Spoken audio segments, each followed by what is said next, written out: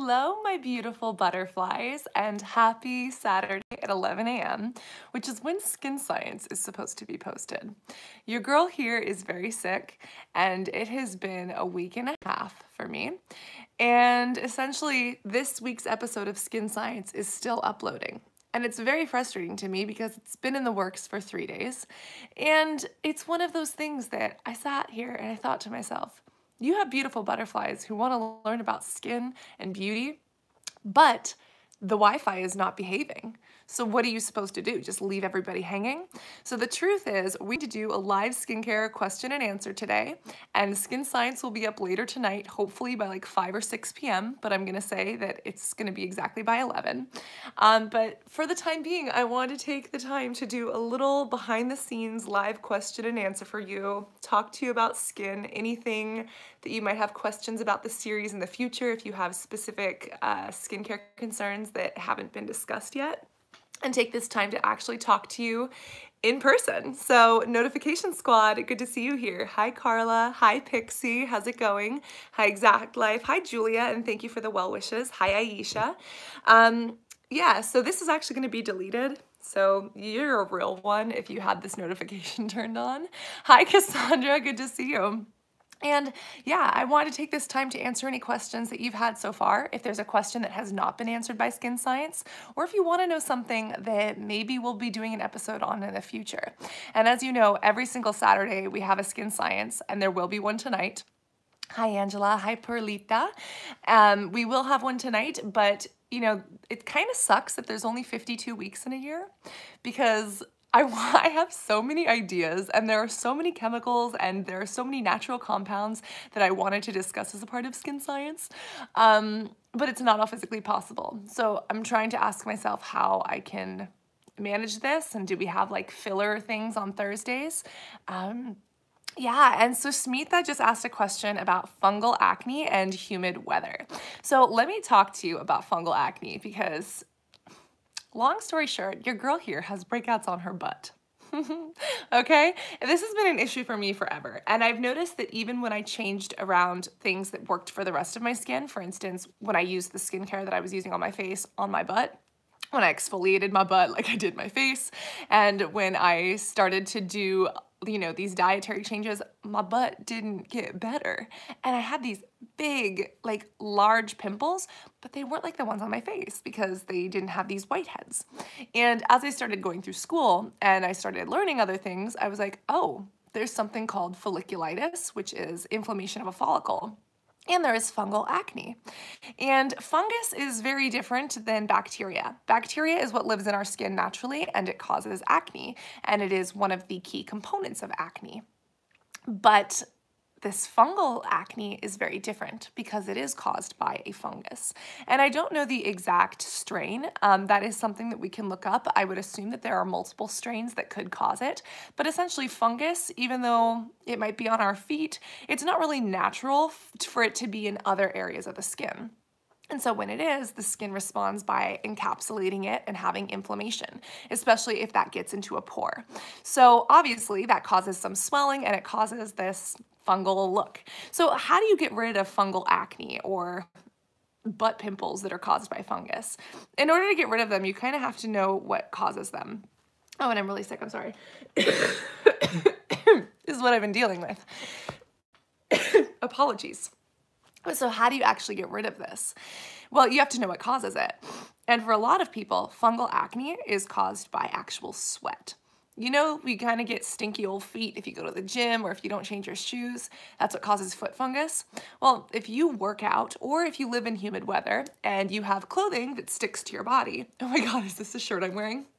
Well, if you have clothing that sticks to your body and it kind of breeds this moisture, that could cause fungus to grow, and that could cause, you know, some of these spores or microparticles to get into the skin that cause issues.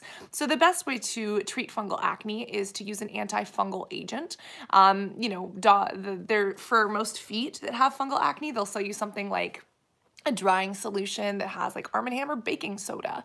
And so you could technically use that. I personally wouldn't. I would use something that's antifungal, like a benzoyl peroxide. You could do a little spot treatment, or if you want a natural alternative, tea tree has antifungal properties. But that's how you can get rid of some of that fungal acne. And then try to avoid any of those sweaty situations. If you do sweat, make sure you wipe it off. If you do have clothing that really stays tight, make sure that you remove it after you work out. And again, it normally happens elsewhere on the body. It usually doesn't happen on the face. It's usually body caused. But if it is on the face, again, some of those antifungal agents will help you. Anything that is antibacterial or anti-acne won't necessarily help, because this isn't acne. It's actually fungal. It's a fungal infection. And so even though it's called fungal acne, it's totally different. So I hope that helps you, my beautiful butterfly. Hi, Anna. I hope I'm feeling better too. So Anna joins Caffeinated with Cassandra. If you guys ever want a chance to ask skincare questions or acne questions or life questions, I do a live stream every single Friday at 5 p.m. on Facebook. It's called Caffeinated with Cassandra. We have caffeination together, and Anna always joins. So it's good to see you here, Anna. All About Lee 5 asks for medications for little bumps and scars, please. So that is a great question. Now, when we talk about little bumps, we have to understand what they are. And this is hard because little bumps could be so many things. Little bumps could be little things of acne. Little bumps could be KP, keratosis pilaris, which is actually a keratinization of a hair follicle. It could be, symptoms of dermatitis or of eczema. It could be sebaceous oils that get clogged up. And so when you say little bumps, it's hard because I don't exactly know what they are. And also, I'm not able to diagnose or treat or prevent any disease. I'm just someone who loves to learn and explore and share those things with you as I learn them. So, because I believe that if we all have correct information, we can make the right choices for our skin. And I believe that you shouldn't have to have a fancy degree or pay a bunch of money to a specialist to know how to treat your skin and just be confident and get on with your life. So I want to do my best to share these things, but I can't actually treat or diagnose any disease. So All About Li5 says hypertrophic scars. Thank you for clarifying that. And when it does come to scars, we've talked a little bit about them in the past, but what you have to recognize is that a scar is the skin's attempt at rebuilding itself. You get a cat scratch, you get a pimple, the skin says, oh, we're gonna try to rebuild. But unfortunately, the skin isn't as good as rebuilding itself, and sometimes it rebuilds itself in a way that does not perfectly match. For instance, I have this scar right here that I actually got from trying to pop a pimple. You can see it in all of my photos and my posts. And, it looks kind of normal, but when I smile, it doesn't exactly stretch the same way that the rest of the skin does. And even over here, you can see some of the pitted scars that I have, and I have done a lot to treat my acne scars, so thank goodness they've been working for me. But if you see, when I stretch the skin, they actually look quite different. They don't stretch the way normal skin does. And same here, I do have a lot of pigmentation. Do you see those little white dots? That is called PIP, post-inflammatory pigmentation. And they can be white like this, or they could also be purple. And a lot of people get the purple ones and they're like, oh my God, I have this big purple scar, it's never going away. Usually the purple ones do eventually fade, but it might take 6 months to a year. And then they fade to something like this. But I'll show you, even when I stretch the skin, it looks different. Here it is. And then when you stretch, they don't move the same. Excuse me. And so because of that, the skin is trying to rebuild and it doesn't always do so properly.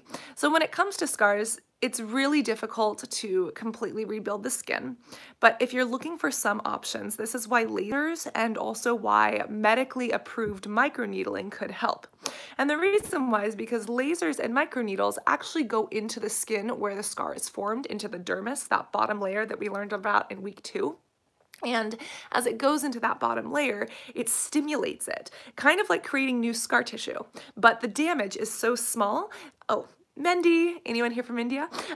But the damage is so small that the skin is able to repair that. And it uses an inflammation response, which is what we're going to be discussing on Skin Science today when it finally uploads. But the inflammation response is a 4-step process that actually remediates the skin and creates new skin. So if you're looking for medical options, lasers and microneedles can be helpful. I would not do microneedling at home just because if you use the wrong needle length, you could cause damage. And depending on what your Fitzpatrick scale is, a Fitzpatrick scale is how we classify different skin types based on genetics. And if you do have specific skin types, then microneedling could actually cause pigmentation and scars. And if you have keloid scars, it could cause keloid scars as well, which is not cool. And if you are looking for medication options, there are some really good prescription medications such as Tazorac cream, which is essentially really high doses of vitamin A, which is otherwise known as retinol. And you can get these from a doctor, or you can get them in some over-the-counter products. They can be a little bit drying to skin, but they are very helpful. They actually go into the skin. They actually target the oil glands and go into the dermis because they have such small particles. And they get all the way down in there, and they can help to diminish some of that scar tissue and help to rebuild better skin. So I hope that answers your question. As far as oral medications, I do not know of any oral medications that can help with scar formation. I know that if you eat a balanced diet that has enough proteins, that has enough healthy proteins, healthy carbohydrates, that your skin will rebuild better if you have an open wound, but I don't know of any meds that will actually do that. Yes, you're very welcome. I hope it helps. So Isabel says she puts makeup on every day because she's so insecure. But could it be making her acne worse? So Isabel, here's the thing about acne. If you saw, let's see, what was it? Skin Science episodes 5 and 6, we talk about the 4 causes of all acne. Those 4 causes are oil, bacteria, inflammation, and a plug. So does makeup cause acne? It depends on the individual. It is not one of those 4 main causes, but guess what? It can interact with these causes. For instance, if you put makeup on the skin, does it cause more oil production for you because of a specific ingredient? Or if you put makeup on the skin, does it cause a plug? And especially if you don't wash your makeup off properly, that makeup can sit on the skin and it almost acts as like a little barrier. And what happens when the skin gets clogged? A pimple likes to form if the conditions are correct because it has nowhere to go, so it swells up in your skin and you get to look like Rudolph for a couple of days or months if you're me. Oh, guys, I'm sorry. I'm so sick. But, oh, do you want to say hi to Kitty? He's been pissing on things. Come here. Love me. Love me. No, love me. Love me. Hi, Kitty. He's a Skin Science kitty. Yeah. So, yes, I hope that that helps when it comes to makeup. I would recommend looking for makeup that works for your skin.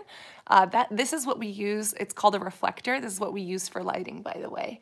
You've never seen the behind the scenes of Skin Science. It's literally just like this room with like a bunch of exciting stuff. Hi, Angela. Thanks for the kitty. Hi, Carla. Thanks for thinking he's cute. But when it does come to does makeup cause acne? It's not one of those 4 main pillars, but it can interact with those 4 pillars. So always remove it at night. This is also something that I used to do wrong. So you guys know that I was studying aesthetics way back when. 2008 was my year in aesthetics school. And my acne was horrible at the time. That was like right after a very traumatic experience in my life. And so I was obviously under a lot of stress, and then something even worse happened during like my last couple weeks of aesthetics school, which is kind of hard to talk about, but I was under a lot of stress and I was breaking out majorly. But it wasn't until I went to aesthetics school that I realized that my makeup was actually breaking me out. I used to use a Neutrogena blemish clearing foundation. Now this was a foundation that had like 1 or 2% salicylic acid in it. And because I thought that salicylic acid would help my acne, I would apply this foundation, and guess what? I would keep it on at night and I would sleep in it because I thought, oh, has salicylic acid, it's good for my acne. I hate waking up every day and looking at my acne in the mirror. I would just go to bed with my foundation on, wake up in the morning and apply some more. Like, so horrible. But that's what I used to do. And I started breaking out worse and worse, and of course I was under stress and life was not ideal. But guess what? I was actually causing more harm than doing good. And the reason why is because I was creating a layer, a clog. I was preventing my skin from, you know, actually breathing, getting oxygen, being able to transport its own oil and nutrients, and I was just locking everything in. It was horrible. And my aesthetic school teacher, Mrs. Vicky, was like, you sleep in your makeup? You know, that's why you probably have so much acne. I was like, no, no way. Yahweh. Yeah, I know, man. See, how did I do that? Well, that was 2007, 2008, and I learned, baby. I learned, and I fixed that mistake right up. So thank God that is no longer part of me. But yeah. When it comes to makeup, obviously, if you're doing that, it could be an issue. Then there's also a lot of people who remove their makeup, but they don't remove it properly. And here's what's up, is that even if you wash your face, you look at yourself in the mirror, you're like, oh, my makeup is gone. I am good to go. I'm not gonna have acne. Look at that nice telescope. Honey, you could still have makeup particles that got into your skin. I want you to think about it. Makeup is meant to stay on your skin for 14 hours, 15 hours, long wear, right? Well, guess what? If it stays in your skin and does what it's supposed to do, if you just wash it off superficially, it could still be in there. And Mancy, you are right, like the double cleanse, that is what you wanna do. You don't wanna just wash your face. You wanna make sure you're getting that makeup out. That could be light exfoliation, like with a Clairsonic or a skin brush once or twice a week. That could be using a product that actually breaks down makeup, like an oil cleanse and then your regular acne cleanser. For me, I like an oil cleanse. There's actually a video that I did called How to Properly Remove Your Makeup.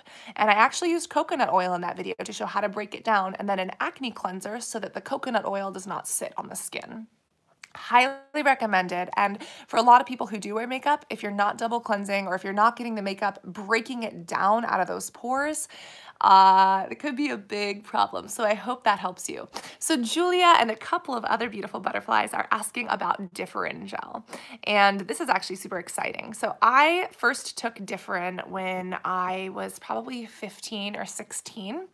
And it was by prescription only, but now Differin is over the counter. So what is Differin? It's made by Galderma, which is a pharma company based out of Texas, and I believe they're owned by Nestle, or is Nestle owned by Galderma? It's one of the two. And just a little disclaimer, because I believe in transparency and because I believe in not having conflicts of interest.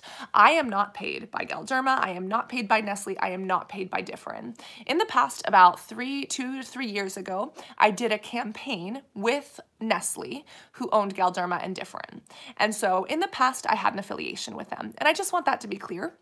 Honestly, it didn't go well, and it wasn't because of Differin, it wasn't because of Nestle, it was because of my side, the manager that I was working with, which was a very horrible situation that I didn't see until I was out of it. Long story. But, little disclaimer, Cassandra did once have an affiliation, which is also why I know what I know about Differin, as including being a patient of Differin multiple years ago. So Differin actually has an active compound called adapalene gel. This is an exfoliator, and in the Differin product, it is just suspended in a suspension-like gel. So it's basically a gel that's not supposed to break out your skin, and you usually apply it before a moisturizer or after a moisturizer, depending on what works best for your face, and it helps to break down acne. And it actually goes into the oil glands in your skin. So it actually travels into those little oil gland shafts. If we actually look at our skin science diagram, it travels here into this oil gland to help stop sebaceous oil production. And if you also know Epiduo, I also once used Epiduo. Epiduo pretty much is Differin, but with benzoyl peroxide. So don't be confused about the two. Epiduo can be a little bit more drying because it does have benzoyl peroxide in it.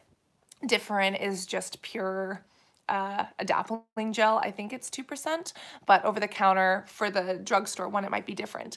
But as mentioned, now it's available to the public. So should you use it, what does it do? So Differin is really great at treating pimples. It is a FDA approved drug that can help with acne. You're supposed to use a pea-sized amount and wipe it on the skin. But does it have other side effects, such as drying? Yes. Is it right for everybody? No. And can it cause some damage to people, such as drying? Yeah, it can. So is Differin great for acne? Again, any of these medically approved treatments that are approved by the FDA, they work. They have been shown in trials to work. But just because it means they get rid of acne, and just because it kills bacteria or it helps the skin exfoliate, doesn't mean that once you stop using the product that the acne is going to stay away. Once you stop using a product, if the trigger for your acne was because you're allergic to dairy and you're eating whey protein, or if the trigger to your acne is stress, or you have PCOS and your hormones are all out of whack, PCOS is polycystic ovarian syndrome, then guess what? The second you stop using Differin, there's still gonna be breakouts. And that's with any acne treatment. So is Differin any better than these other acne treatments that are on the market? Let's specifically compare Differin to salicylic acid and benzoyl peroxide because they are medically and FDA approved to treat acne. Differin kind of falls in that area where it is FDA approved, but you know, it's one of those things that if salicylic acid doesn't work for you, or if it's too drying, or if it gives you hives, you're gonna wanna use something else. If Differin doesn't work for you because it's too drying or it's not strong enough, you go to something else.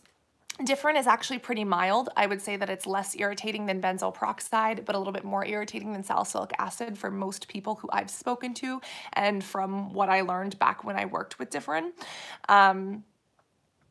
So it's kind of there in the middle, and if you find that it works, then great. If you don't, then don't. Is it really good for cystic acne? So this is the thing, is that hormonal and cystic acne are so major that you do need to take much more dramatic precautions. I would say that Differin is best for those who do have little whiteheads here and there. Differin really is not excellent for blackheads. It can help, but it's not phenomenal. But if you have the occasional whitehead, a couple of blackheads, go for it. It is not FDA approved to treat scars or anything like that. So if you do scar from your acne, you're going to need to add another treatment on top. And I mean, overall, it's good for those hormonal breakouts. And now that it's available over the counter, I think that it's a really great option for people to try. So if you haven't tried it, you can go explore it. I don't know if it's tested on animals. I don't know how that works in pharma, because big pharma and the medical industry, I know that a lot of the tests that are done use lab rats in studies, and I have to be upfront as a vegan, I don't personally use products that test on animals. And even though I believe that we should have non-biased information, and I'm gonna give you the truth of the information, if a product works and it's tested on animals, I'm gonna be upfront about that. But I do wanna say that I personally do not agree with a lot of what happens with animal testing. But I think it's important for everyone to know where I come from so that you can take my words as opinions and my beliefs, and you can use them to your own ability. Amina asked, did Differin work for me? So when I used Differin, I had severe hormonal cystic acne. I saw a very small difference, but it wasn't something super dramatic. I saw better results with Epiduo, and the reason why is because Epiduo is Differin plus benzoyl peroxide, so adapalene gel plus benzoyl peroxide. So that is what my experience was. I found it to be a little bit drying, but when I switched to, God, what was this? This would have been like 2009. I'm sorry, this would have been like 2007 when I switched from Epiduo and Differin to Tazorac cream, which is a retinoid. I did see much better results, even though my skin peeled a little bit more.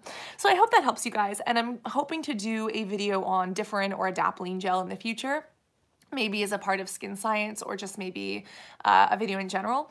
But I really hope this helped. And for somebody who has taken the over-the-counter version, please post below and let me know what your experience has been. I think that, you know, the reason that I love this community so much, the reason that Skin Science is so near and dear to my heart, and the reason that I love you beautiful butterflies is because we have this community where we do share a struggle.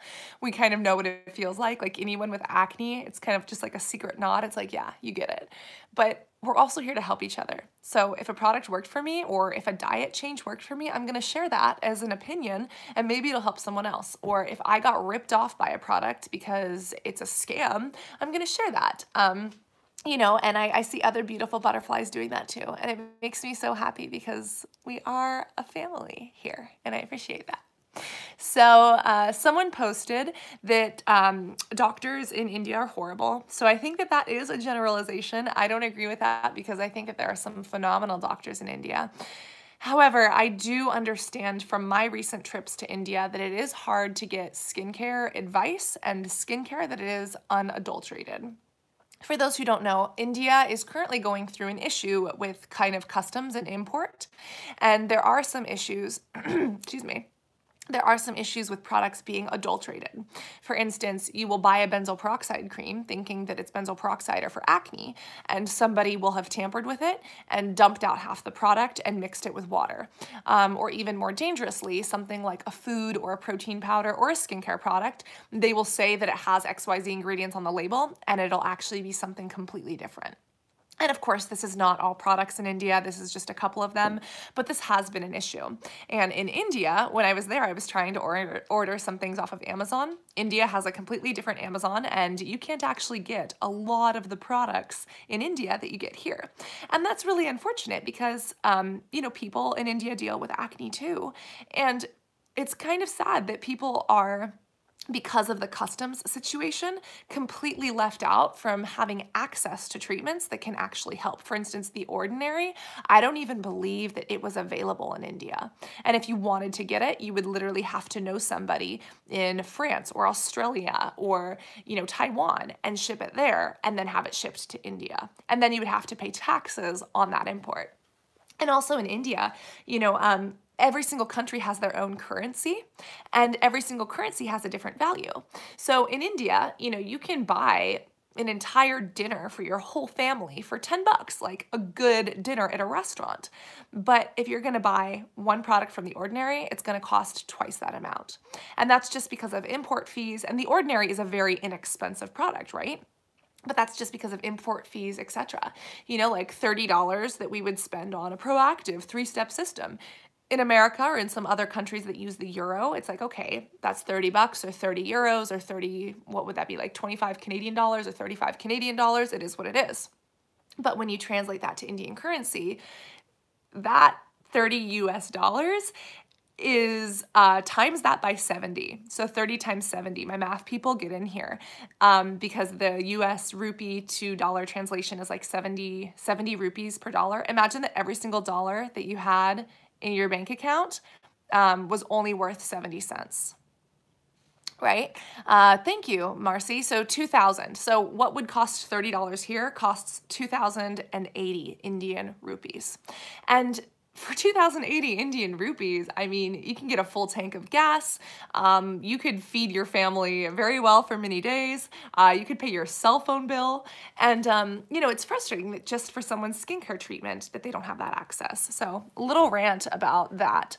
But from the times that I visited India and seen what my friends have dealt with and seen their struggle, I don't know what's going to happen in the future, but one of my goals is to try to either help create or facilitate a way for people to get affordable skincare that actually works for their skin and that's backed scientifically, that doesn't test on animals, and that is just honest and real.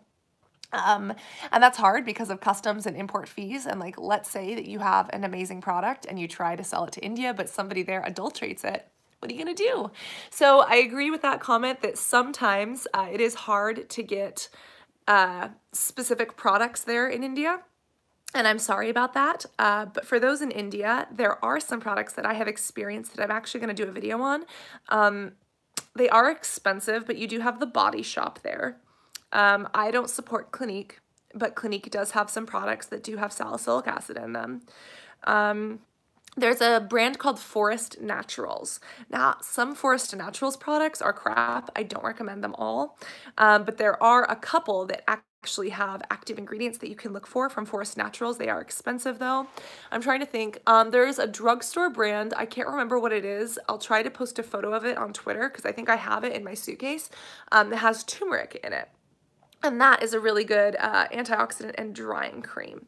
So I hope that that helps. And if you guys want India skincare, the last trip to India that I took, I actually filmed going to some of the markets and exploring skincare in India. So as that gets edited and when the Wi-Fi is finally fixed, stay tuned for that. Let's see. Hi guys. So first off, I just want to give some shout outs to you guys. Hi Danny. Hi Liberty. How can you get rid of acne scars? Hi Julia. A video on blackheads and what BHA products will help with it. So Julia, blackheads we will have a skin science episode on. I've got some right here. It's kind of hard to see. Can you see them? Oh, do you see those scars? People always look at me and they're like, how did you get rid of your scars? And I'm like, I did do a lot to get rid of my scars, but like I still got gnarly scars. You just can't see them because I have hella good lighting. But BHA acids, the only BHA acid that can be used in skincare is salicylic acid. And a BHA acid is fat soluble, which we've actually done a video on before, but AHA acids are the ones that you have multiple things for. Hi, Kat. AHA acids could be glycolic, they could be lactic, they could be malic, they could be tartaric. You have a whole variety of AHA acids, and those I feel are really helpful for acne scars. Now, they are not FDA approved to treat acne scars, at least I don't think they are, because they're not controlled substances. Sorry, I'm really sick. Got like a little nauseous wave right there. Oh, nice. But some of those AHA acids are great. And when it comes to my personal acne scars, I think maybe I'll do an acne update or a scar update because there's a lot that goes into it. I have never used lasers. I have never done microneedling, but I have little scars and I do have some inflammatory pigmentation, but I do not have these big hypertrophic rolling scars. And even these scars I have diminished over time. Can you guys see that or not? I really hope you can see this. This is why I need to do like an actual acne update for you. But the reason that I believe my scars have been treated so well is because, number one, I feed my body foods that allow for cellular repair. I eat a lot of fresh fruits, veggies. I eat my proteins from beans and nuts and quinoa. And so that makes my body, when it first gets a wound, it helps my body repair faster. Then something I've always done is moisturized my wounds. Sometimes I would do that with oils. Oils I feel are really helpful with that, but just keeping a wound moist, whether you put a Band-Aid over it or you put like Mederma scar cream, the second you get that wound, whether it is a cut on your hand, do you guys see that scar? Whether it is a burn or whether it is acne, keeping it moist does help with cellular repair. And that is what I did. And then on top of that, I used skincare treatments.